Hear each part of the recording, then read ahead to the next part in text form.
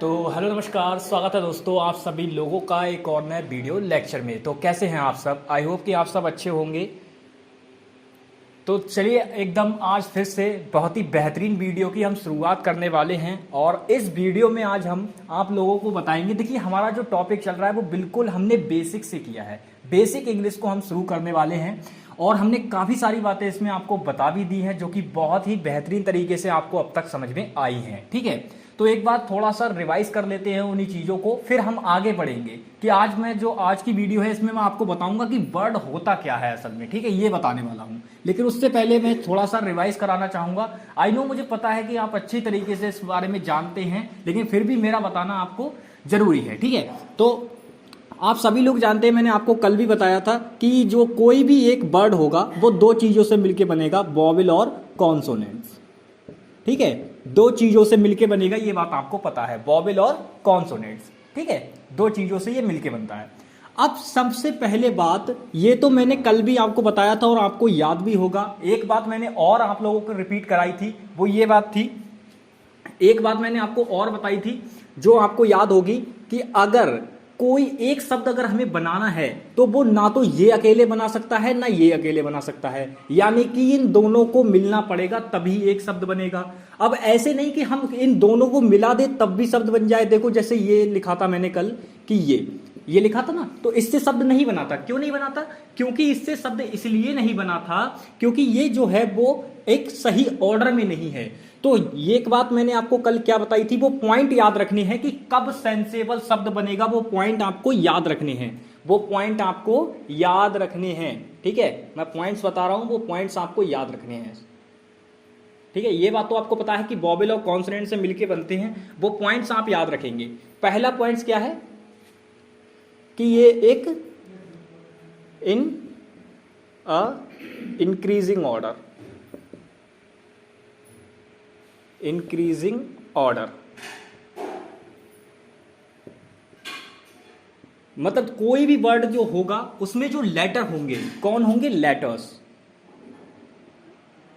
Letters, ये जो letters होंगे वो कैसे होंगे? इंक्रीजिंग ऑर्डर में होंगे। और जब इंक्रीजिंग ऑर्डर में होंगे तो आप देख लेना कि वो जो होगा एक सेंसेबल वर्ड बनेगा डेफिनेटली। जैसे कि हमने कल का जो एग्जांपल लिया था वो क्या था? बॉय। अब इसमें देख लो, बी आपका 2 नंबर पे होता है, ओ आपका 15 नंबर पे होता है, बाई आपका 25 नंबर पे होता है। तो देख लो, 2 छोटा है, फिर उससे बड़ा 15 है, उससे बड़ा 25 है। तो देखो ये क्या है? एक इंक्रीजिंग ऑर्डर में लगे हुए हैं। और बॉय का मतलब लड़का होता है, इसका मतलब इसका सेंस है। और ये कैसा है? सेंसेबल। आपका जो वर्ड है कैसा है? सेंसेबल है। ठीक है, तो ये हमें पता चल गया कि वर्ड कैसे बनता है। सबसे पहले हमने यही सीखा था कि वर्ड कैसे बनता है। ठीक है, फिर उसके बाद जब मैंने आपको वर्ड बनाना बता दिया था पूरी तरीके से, फिर उसके बाद अब आज हमने ये भी सीख लिया कि वर्ड बनने के लिए जो वर्ड का सेंस होना चाहिए, क्योंकि ऐसे तो हम किसी शब्द को वर्ड नहीं कह सकते। जैसे मैंने इसे लिखा था तो मैंने कहा था क्या ये कोई वर्ड होगा? तो आप बोले कि सर ये तो कोई वर्ड नहीं होगा। क्यों नहीं होगा? क्योंकि इसका जो है वो ऑर्डर फॉलो नहीं हुआ है, इसमें इंक्रीजिंग ऑर्डर फॉलो नहीं हुआ है। तो इंक्रीजिंग ऑर्डर फॉलो होगा तब ही आपका सेंसेबल शब्द बनेगा जिसका एक अर्थ होगा। ठीक है, तो ये मैंने बातें आप लोगों को बताई थी, आपको समझ में आई होंगी। ठीक है, तो आज हम जो है वो सीखने वाले हैं एक छोटी सी बात जो कि मैं आपको बताऊंगा। इसमें बहुत ज्यादा कंफ्यूजन क्रिएट होता है, इसमें बहुत ज्यादा कंफ्यूजन क्रिएट होता है। तो वो मैं आपको बताऊंगा कि क्या कंफ्यूजन रहता है। कंफ्यूजन ये रहता है कि जो वर्ड होते हैं, वर्ड, ठीक है, वर्ड, अब देखिए वर्ड कोई एक तो होगा नहीं, तो जो शब्द होते हैं मैं इनका आपको बताऊंगा कि इनका कैसे करके हम इनको वर्गीकृत करेंगे, कैसे करके इनको। ठीक है, शब्द।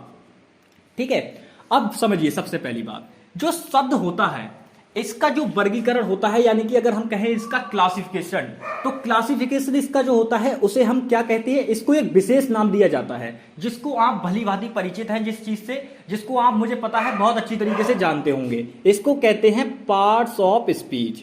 क्या कहते हैं? Parts of speech. Parts of speech. अब स्पीच का मतलब क्या होता है ये समझ लीजिए। ये जो स्पीच शब्द है इसी के अंदर पूरी बात आपकी छिपी हुई है। स्पीच का मतलब होता है कोई भी एक बात, कोई भी एक बात।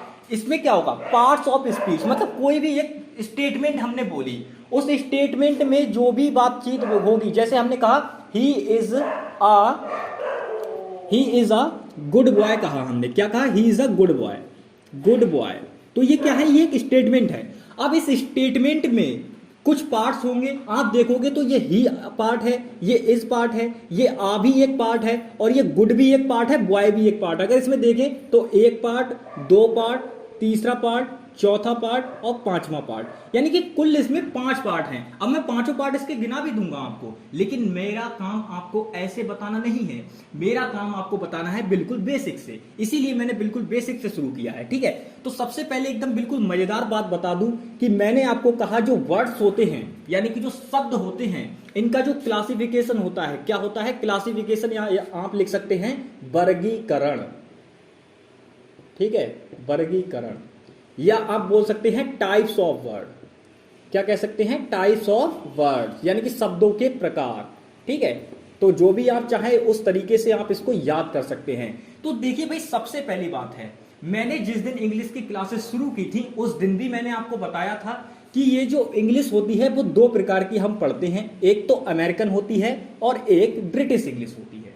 अब जब आप बात करेंगे, ये जो बेहतरीन सबसे टॉपिक है, और ये ऐसा टॉपिक है कि इसी से इतने ज्यादा क्वेश्चन बन जाते हैं कि कुछ पूछो मत। तो पार्ट ऑफ स्पीच जो है वो अमेरिकन इंग्लिश में अलग ले लेते हैं ये, और इसमें अलग ले लेते हैं, ठीक है।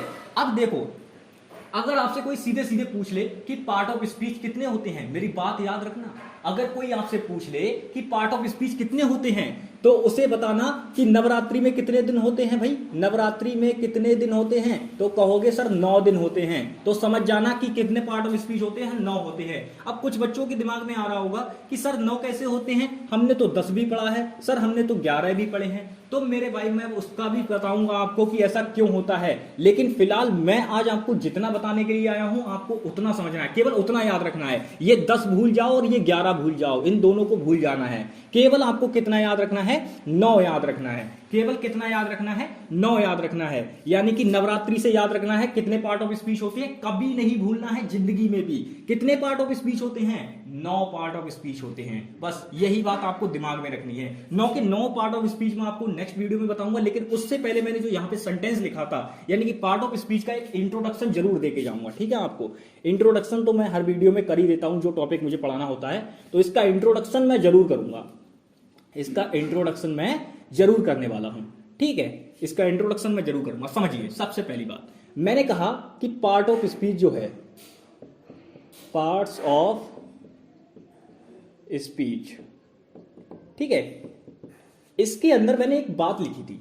क्या बात लिखी थी, मैंने एक सेंटेंस लिखा था, मैंने क्या कहा था, स्पीच क्या होती है कि स्टेटमेंट होती है, एक कथन टाइप का होता है, ठीक है। तो जैसे मैंने ये लिखा था, he is a good boy, good boy, ये मैंने लिखा था। अब मैंने कहा था कि इस स्टेटमेंट के पार्ट देखो कितने भाग हैं, तो आप कहेंगे सर इसमें पार्ट तो हमें दिख रहे हैं लेकिन ऐसे हमें समझ नहीं आ रहा है, तो मैं समझा रहा हूं ना। मैंने कहा पार्ट ऑफ स्पीच क्या, स्पीच में मतलब क्या होता है, एक कथन के भाग होंगे, एक स्टेटमेंट के जो पार्ट होते हैं वही क्या कहलाते हैं, आपके पार्ट ऑफ स्पीच कहलाते हैं। जैसे अगर आपके सामने ये स्टेटमेंट लिखी हुई है, इस स्टेटमेंट में आप देखें तो ये 1 पार्ट, ये 2 पार्ट, ये 3 पार्ट और ये चौथा पार्ट और ये 5वां पार्ट। ये बात मैं अभी पीछे भी बता चुका हूं कि इसमें 5 पार्ट थे, यही सेंटेंस लिया था ना पीछे। अब इसको एक्सप्लेन करता हूं, समझो। सबसे पहली बात, ये जो ही है ये क्या है। अब ये पार्ट्स तो हैं, लेकिन इन पार्ट्स के कुछ ना कुछ नाम ही होंगे, और वो जो नाम होंगे वही क्या कहलाएंगे, आपके सभी के सभी पार्ट ऑफ स्पीच कहलाएंगे। सबसे पहला नाम देखिए, ये जो ही है मेरे प्यारे बच्चों, ये क्या है, प्रोनाउन है। ये ही जो है वो क्या है, प्रोनाउन है। बात करते हैं ये जो इज है, ये क्या है आपका। अब देखो सबसे पहली बात, अब कुछ बच्चे यहां पे कंफ्यूज हो जाएंगे, लेकिन मैं उन्हें कंफ्यूज होने नहीं दूंगा। क्यों नहीं होने दूंगा, क्योंकि मैं इसको केवल वर्ब लिखने वाला हूं। मैंने ना इसको मेन वर्ब लिखा, ना इसको हेल्पिंग वर्ब लिखा, ना इसको लिंकिंग वर्ब लिखा, ना मैंने इसको ट्रांसटिव वर्ब लिखा, ना इंट्रांसटिव वर्ब लिखा, कुछ नहीं लिखा। मैंने केवल सिंपल इसको क्या लिख दिया, वर्ब लिख दिया। तो बस आपको भी यही बात याद रखनी है, ये क्या है, एक वर्ब है। इज क्या है, वर्ब है। यहां पे ए जो है ये क्या है, एक आर्टिकल है। क्या है, आर्टिकल है, ठीक है। यहां पे ये जो गुड है ये क्या है, ये एक एडजेक्टिव है। गुड क्या है, यहां पे एडजेक्टिव है, एडजेक्टिव है, ठीक है, ये एडजेक्टिव है। और ये जो बॉय है ये क्या है, अब बताओ, ये जो बॉय है वो क्या है। तो बॉय यहां पे जो है वो इसका नाउन है। क्या है, नाउन है, नाउन है। अब आप कहेंगे सर बॉय नाउन है, ये तो ऑब्जेक्ट है। अरे मेरे भाई, जब भी ऑब्जेक्ट और सब्जेक्ट का काम कौन करते हैं मुझे बताओ? ऑब्जेक्ट और सब्जेक्ट का काम। बिल्कुल छोटी सी जानकारी मैं आज की वीडियो में ही दे रहा हूं। ऑब्जेक्ट हो या सब्जेक्ट हो, इन दोनों का काम हमेशा या तो नाउन करेगा या प्रोनाउन करेगा, या तो नाउन करेगा या प्रोनाउन करेगा, या नाउन करेगा या प्रोनाउन करेगा। याद रखना, रिपीट कर रहा हूं बार बार, ऑब्जेक्ट हो या सब्जेक्ट हो, उसका काम हमेशा या तो नाउन करेगा या प्रोनाउन करेगा। इनकी जगह पे और कोई नहीं कर सकता कभी भी, ठीक है? याद रखना ये बात। तो आज की वीडियो में बेहतरीन जानकारी मैंने आप लोगों को दी है कि भैया ही जो होता है वो, मैंने ये पार्ट ऑफ स्पीच में एक स्टेटमेंट दी, उसके बाद मैंने उसके पार्ट्स आपको गिनाए। हालांकि ये मैं जानता हूं कि इसमें सभी पार्ट्स कवर नहीं हुए। कौन कौन सा आ गया? प्रोनाउन आ गया आपका, वर्ब आ गया, आर्टिकल आ गया, एडजेक्टिव आ गया, नाउन आ गया। अभी बच रखे हैं, कितने बच रखे हैं? ये तो केवल 5 ही हैं। अभी कितने बचे हैं? 4 बचे हुए हैं। वो 4 के चारों में बता दूंगा, ठीक है? तो एक क्रोनोलॉजिकल जो इसका ऑर्डर होगा, एकदम बिल्कुल आपको बेहतरीन ऑर्डर में बताऊंगा सारी चीजें, ठीक है? तो आज की क्लास में बस इतना ही। मिलेंगे नेक्स्ट वीडियो में, तब तक के लिए बाय बाय, टेक केयर, जय हिंद दोस्तों।